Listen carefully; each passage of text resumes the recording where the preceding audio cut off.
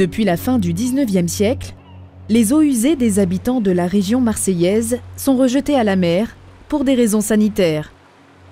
Ces eaux usées et celles de l'Uvonne se déversent à travers ces exutoires dans la calanque de Cortiou, aujourd'hui classée en cœur de parc national. Durant des décennies, ces eaux usées non traitées ont impacté les fonds marins à proximité de l'émissaire. L'eau est chargée de matières en suspension qui, au fil du temps, ont recouvert les fonds de sédiments. On a un milieu naturel, milieu aquatique, milieu marin qui est très dégradé. On y trouve quasiment plus de faune ou de flore aquatique, de poissons marins. Ça veut dire que les fonctions normales d'un milieu marin, de ce type de petits fonds marins, ne sont plus assurées, qu'il s'agisse de la reproduction des animaux, du nourrissage des animaux, des poissons. La qualité de l'eau rejetée s'est nettement améliorée. La station d'épuration Géolide traite les eaux usées en amont des exutoires depuis 1987 et d'importants moyens sont actuellement déployés pour maintenir la qualité des rejets, en particulier ceux de l'Uvonne. Mais malgré ces progrès notables, les fonds marins de Cortiou demeurent désertiques. La faune et la flore y sont presque absents. La qualité de l'eau n'est plus limitante, il reste des efforts à faire, mais elle n'est plus limitante pour qu'on retrouve un milieu naturel, un milieu aquatique, un milieu marin fonctionnel. Ce qui est maintenant limitant, c'est l'absence d'habitat. L'absence d'habitat qui puisse servir de support à la vie, tout simplement, à la vie aquatique, aux animaux et aux végétaux marins.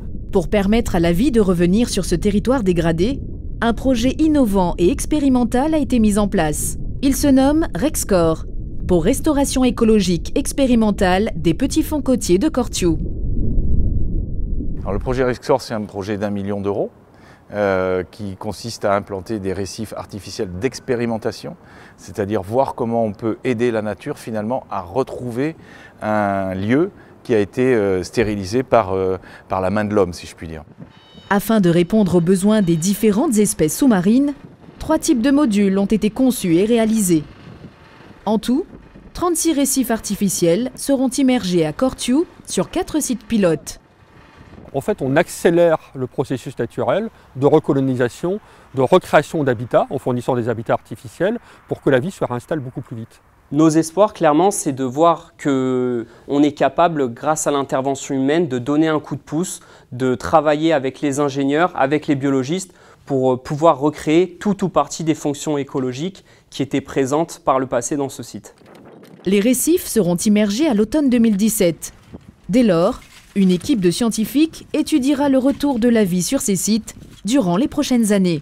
Je pense que sur Cortiou, on démontrera qu'avec ces récifs artificiels expérimentaux, on pourra aussi recoloniser Cortiou et que les espèces marines emblématiques de la Méditerranée pourront revenir. C'est tout notre objectif et c'est notre pari.